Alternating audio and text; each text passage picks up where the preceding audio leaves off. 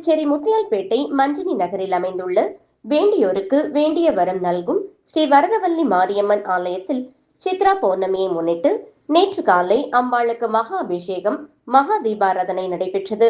அதனைத் தொடர்ந்து மாலை ஸ்ரீ வரதவல்லி மாரியம்மனுக்கு விசேஷ அலங்காரமும் 108 திருவிளக்கு பூஜை வைபவமும் நடைபெற்றது. இந்த விழாவில் ஏராளமான பெண்கள் கலந்து கொண்டு சுவாமி தரிசனம் செய்தனர்.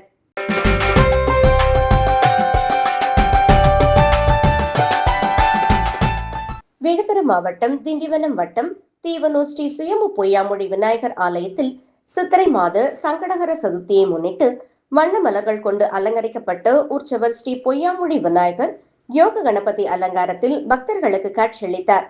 தொடர்ந்து உற்சவர் ஸ்ரீ பொய்யாமொழி விநாயகருக்கு கற்பூர ஆரத்தி காண்பிக்கப்பட்டு கோவில் உட்பிரகாரம் வலம் வரும் நிகழ்வு நடைபெற்றது. தொடர்ந்து ஊஞ்சலில் காட்சியளித்த ஸ்ரீ பொய்யாமொழி விநாயகருக்கு மகா தீபாராதனை, நட்சத்திர தீபம், கும்ப தீபம், சத்திரங்கள் கொண்டு சோடச உபச்சாரம் மற்றும் மலர் அர்ச்சனை, பஞ்சமுக தீபாராதனை, கற்பூர ஆரத்தி காண்பிக்கப்பட்டது. இதில் திரளான பக்தர்கள் கலந்து கொண்டனர்.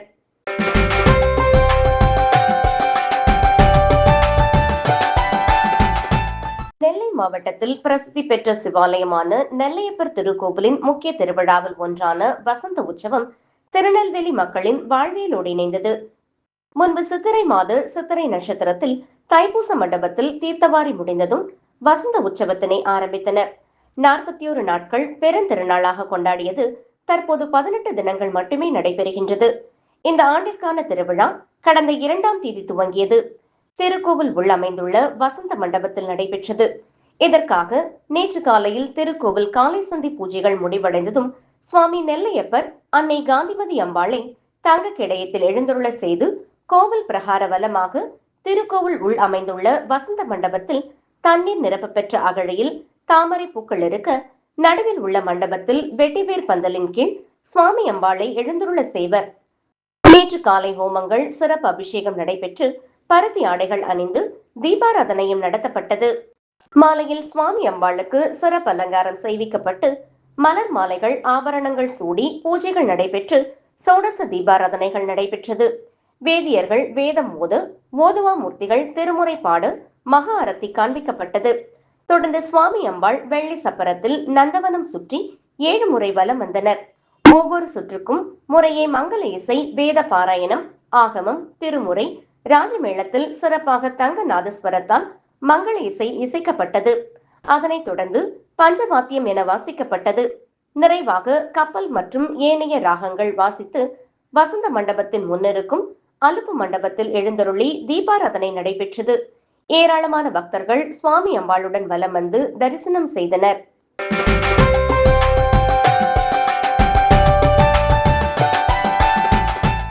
திருவண்ணாமலை மாவட்டம் வந்தவாசி அடுத்த சுநாவல்பாக்கம் கிராமத்தில் மிகவும் பழமையான 16ஆம் நூற்றாண்டில் கட்டப்பட்ட ஸ்ரீ அலமேல் மங்காள் நாயகா சமேத ஸ்ரீ ஸ்ரீனிவாச பெருமாள் கோவில் உள்ளது. இந்த கோவிலில் சித்திரை மாத பிரம்மோற்சவத்தையொட்டி உற்சவ தினங்களில் 2 வேளைகளிலும் பெருமாள் புறப்பாடு நடைபெற்றது. தொடர்ந்து அங்குரார்ப்பணம், துவஜாரோகணத்தை தொடர்ந்து சிம்ம வாகன பல்லக்கு, அனுமந்த வாகன பல்லக்கு, போஜ வாகன பல்லக்குகளில் உற்சவர் வலம் வந்தார். இதைத் தொடர்ந்து கருட சேவையொட்டி அதிகாலை முதல் சிறப்பு அபிஷேகம் மற்றும் ஆராதனை நடைபெற்றது. நாச்சியார் திருக்கோலம் பூண்டு மூலவர் ஸ்ரீனிவாச பெருமாள் பூவாலங்கி சேவைக்கு பின் ஸ்ரீனிவாச பெருமாளுக்கு சிறப்பு அலங்காரம் செய்யப்பட்டு கருட வாகனத்தில் மேளதாளத்துடன் வான வேடிக்கைகளோடு கோவிலை சுற்றி வலம் வந்தார். பக்தர்கள் மகிழ்ச்சியுடன் தரிசனம் செய்தனர். இந்த கருட சேவை நிகழ்ச்சியில் சென்னை, பெங்களூரு, வேலூர் உள்ளிட்ட நகரங்களில் இருக்கும் வந்தவாசி சுற்றியுள்ள பல்வேறு கிராமங்களில் இருந்தும் 500க்கும் மேற்பட்ட பக்தர்கள் கலந்து கொண்டு சுவாமி தரிசனம் செய்தனர். இதற்கான ஏற்பாடுகளை பரம்பரை அரங்காவலர்கள் NS Srinivasan, N Sundaram, N Jeganathan, NS Devanathan, NRS Narasimhan செய்திருந்தனர்.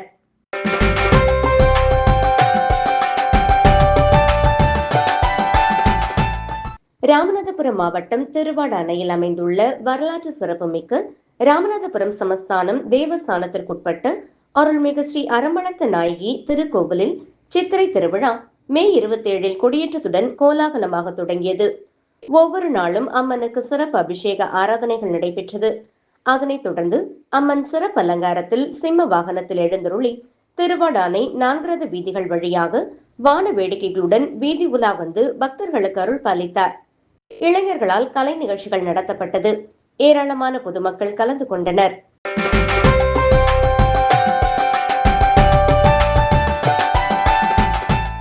மயிலாடுதுறை மாவட்டம் குத்தாலம் தாலுகா தேரெழுந்தூர் மேலத்தெருவில் அமைந்துள்ள ஸ்ரீ விநாயகர், ஸ்ரீ ஏரிக்கரை மாரியம்மன், ஸ்ரீ கம்பர் காளியம்மன் கோவில் சக்தி கரக பால்குட திருவிழா வெகு விமர்சையாக நடைபெற்றது. முன்னதாக ஆலயத்திலிருந்து சக்தி கரகம் பால்குடம் புறப்பட்டு வான வேடிக்கை மேளதாள வாத்தியங்கள் முழங்க தேரெழுந்தூர் 4 ரத வீதிகள் வழியாக மீண்டும் ஆலயம் வந்தடைந்தனர். பின்னர் பக்தர்கள் தலையில் சுமந்து வந்த பாலினை கொண்டு அம்மனுக்கு பாலாபிஷேகம் செய்யப்பட்டு மகா தீபாராதனை காண்பிக்கப்பட்டது. விரதமிருந்த பக்தர்கள் தங்களது நேர்த்திக் கடனை செலுத்தினர். இதில் ஏராளமான பக்தர்கள் கலந்து கொண்டு ஏரிக்கரை மாரியம்மன், கம்பர் காளியம்மனை வழிபட்டு சென்றனர். இவ்விழா ஏற்பாடுகளை ஊர் முக்கியஸ்தர்கள், மிராசுதாரர்கள், கிராமவாசிகள் செய்திருந்தது குறிப்பிடத்தக்கது.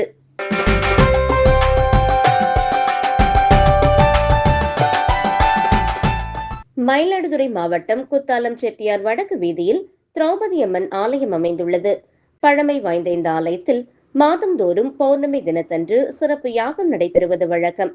அதன்படி சித்திரை மாத பௌர்ணமியை முன்னிட்டு ஆலயத்தில் கணபதி ஹோமம், சுதர்சன ஹோமம், துர்க்கை லட்சுமி சரஸ்வதி மூலமந்திர ஹோமம் ஆகியவை நடைபெற்றது. தொடர்ந்து பூர்ணாகதிக்கு பிறகு யாகத்தில் வைத்து பூஜிக்கப்பட்டு புனித நீர் அடங்கிய கடங்கள், மேளதாளங்கள் முழங்க கோவிலை வலம் வந்தது. இதனையடுத்து யாகத்தில் வைத்து பூஜிக்கப்பட்ட புனித நீர் கொண்டு திரௌபதி அம்மனுக்கு கட அபிஷேகம் நடைபெற்று பின்னர் மகா தீபாராதனை காண்பிக்கப்பட்டது. இதில் திரளான பக்தர்கள் பங்கேற்று சுவாமி தரிசனம் செய்தனர். பங்கேற்ற பக்தர்களுக்கு அன்னதானம் வழங்கப்பட்டது.